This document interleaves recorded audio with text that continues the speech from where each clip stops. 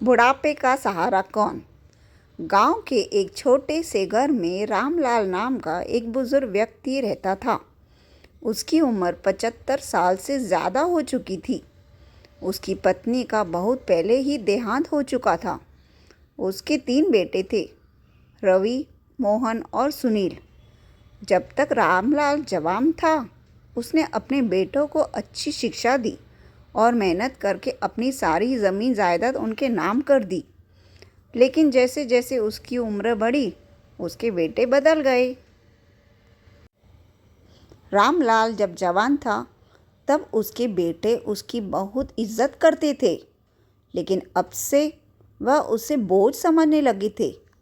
तीनों बेटों की शादी हो चुकी थी और उनकी पत्नियां भी नहीं चाहती थी कि रामलाल उनके साथ रहे। वह उसे एक जिम्मेदारी मानने लगे थे। एक दिन तीनों भाइयों ने आपस में बात की, अब पिताजी का देखभाल कौन करेगा? हमारे पास अपने खुद के परिवार की जिम्मेदारियां हैं।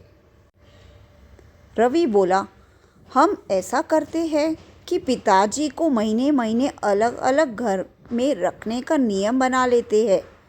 इस तरह किसी एक पर ज़्यादा बोझ नहीं पड़ेगा। बाकी दोनों ने हामी भर दी। रामलाल अब हर महीने किसी न किसी बेटे के घर में बदलता। एक घर में उसे ठीक से खाना नहीं मिलता, तो दूसरे में उसे अपमान सहना पड़ता। कभी कभी उसे रात में बाहर सोने के लिए मजबूर कर दिया जाता। उसकी हालत दिन ब दिन खराब होती जा रही थी। एक दिन रामलाल की तबीयत बहुत खराब हो गई। उसने अपने बेटों से कहा, बेटा, अब मुझसे चला नहीं जाता, मुझे कहीं स्थायी रूप से रख लो। लेकिन तीनों बेटों ने बहाने बना दिए। तब रामलाल ने फैसला किया कि वह अपने पुराने मित्र हरिदास के पास जाएगा। हरिदास भी उसी गांव में रहता था और एक वृद्धाश्रम में रह रहा था। रामलाल वृद्धाश्रम पहुंचा तो वहां उसे अपने जैसे कई बुजुर्ग मिले, जिन्हें उनके परिवार ने छोड़ दिया था।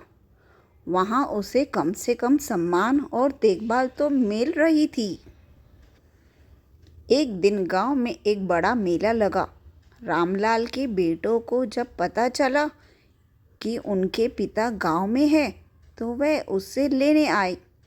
लेकिन इस बार रामलाल ने उसके साथ जाने से मना कर दिया।